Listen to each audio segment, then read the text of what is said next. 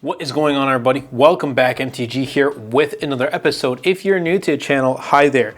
Today we're going to be talking about the iPad Mini 7. I've had this for a month now, and if you guys know, I love the iPad Mini. I used the iPad Mini 6 for 3 years up until this released, and then I picked up the 7 or the A17 Pro, what Apple calls it, and returned the iPad Mini 6.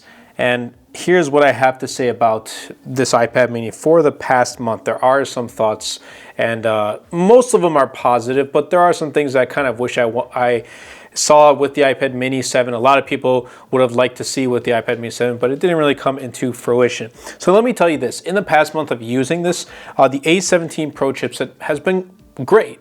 It really has been awesome. Now, if everything I've thrown at it is tackled with ease, and that includes Final Cut Pro. And I'm not doing like super heavy editing on Final Cut Pro, but just making some like really easy videos to share like on TikTok or on like Instagram or whatnot, or very like YouTube Shorts, but nothing too crazy. Like I'm not going to be going like 5-6 streams of 4K footage and all that stuff. So if you want to do that, let me know in the comments down below if you want to see like a stress test Final Cut Pro on iPad Mini 7 type of video, and we'll kind of bring that into fruition. But other than that, everything else about it has been good. I've gotten used to the fact that this has a 60 hertz panel. It's not OLED, it doesn't have 120 hertz, whatever, but hopefully Apple does bring an OLED. And apparently the successor is going to have OLED. Let's see if it has 120 hertz. Bring like an iPad Mini Pro. I talk about this in like every video, but it would be awesome to have an iPad Mini Pro.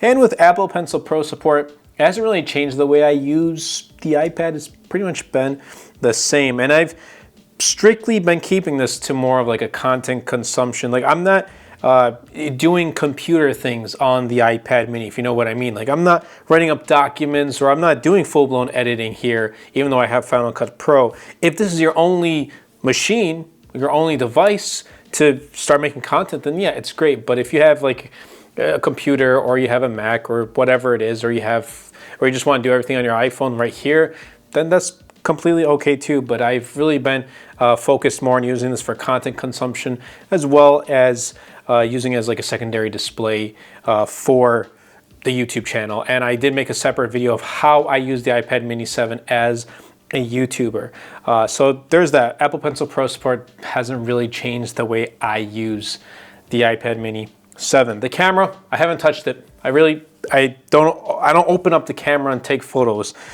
even though it has Smart HDR4, which offers more detailed and vivid results. I just haven't really opened it. But if this is the only camera you have, and again, you want to make content on this, then yeah, you can go right ahead. $499 starting price. I've been thinking about this the past month, and I really do wish that this was cheaper in price, but it's not.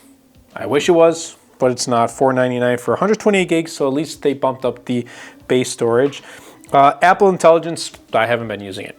I don't know. It just hasn't really been a huge part. And now I've used it on my iPhone, but here, like, again, I'm just watching YouTube videos. I'm using it as my secondary display or external display to make content here on YouTube and all that stuff, and using it for Twitter and Threads, but nothing like Apple Intelligence related. Maybe as more features start to come with Apple Intelligence, then I'll start to kind of implement it more into my use with the iPad Mini. But for now, I don't really care that it's here. Like even if they didn't have it, I still wouldn't mind.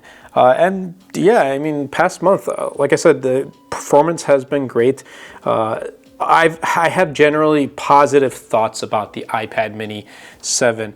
The only like, not negative, but concerns, I guess, are like, when are we going to get an iPad Mini Pro? Or will we get an iPad Mini Pro ever? Like that's the thing. Like the battery life also, I want to mention, has been very good. It has definitely been a huge up from the iPad Mini 6, and that makes sense. I'm sure like if I keep this like 3 years down the line, it's not going to be as great, but right now it's been performing like a champ. But again, let's come back to iPad Mini Pro. When are we going to get like a, I don't know, slightly slimmer bezels, have OLED, 120 hertz Pro Motion Rate display, a larger battery? So if that results in having a slightly thicker chassis, I'm personally all for. Like I really do want to see an iPad Mini Pro.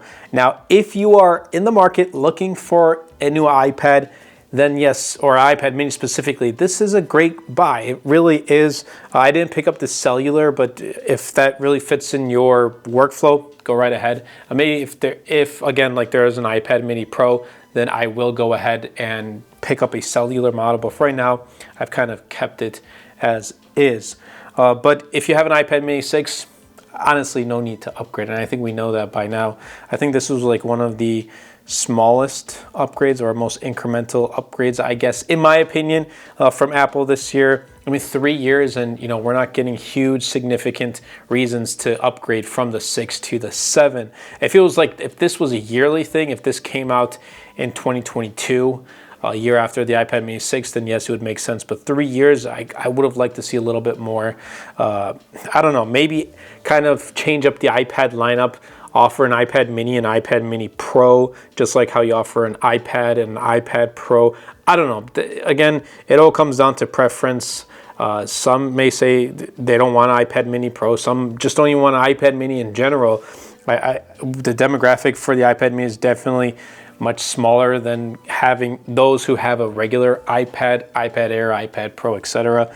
And that's probably why the iPad or the iPhone mini kind of the lineup is gone, because the demographic was really it was a small percentage. Not many people were going after the iPhone mini. A lot of people who were those interested in tech, like myself, but also like my friends and family who had iPhone 13 mini, 12 mini. They were also interested in Apple. They also really liked technology in general. They were like watching tech YouTube videos like this one right here. So like they were kind of in the community, I guess you can say. So I don't know if we'll ever see one. I hope we do, but 1 month later, generally I love it. I still use it. It's still one of my favorite products of all time that I've had. And if I just, want to end the day, like right now when I'm done recording this video, I got a couple other things to take care of. But, once I'm going to kind of wind down, this is that device I go to. And if I'm just kind of watching content again, browsing Twitter, Threads, the web, whatever it is, watching my YouTube videos, making sure I'm up to date with my subscription feed, this is going to be that device. I don't really talk about gaming anymore because I'm not as consistent with playing games. I recently got back into Call of Duty Mobile. I kind of stopped playing that for a while, and now I'm slowly getting back into the rhythm of things. I also did download Call of Duty Warzone Mobile too, so we're gonna have to try that out. But yeah, that's not what I really do on my iPad mini. But for those who do, then what I've seen is it does perform fairly well. Get a controller with this, it'll be awesome. But I hope you guys did enjoy this video. If you did, definitely be sure to superman the like button, comment down below, and best of all, share this video because it really does help out the channel out a lot. It will help push my content out to more people. Definitely be sure to check out my wallpaper pack. It's called Illusions 2.0. I'll be also leaving links in the description down below for my Notion templates. Like I have a finance tracker template. I have a social media content planner template that I use as well. So those do help my channel. Definitely be sure to check them out in the description down below. And I don't know about this wallpaper. I mean, I'm testing different things and trying out new things. So if you want to see this wallpaper, let me know in the comments down below. But I hope you guys did enjoy, and I'll catch you guys in the next episode.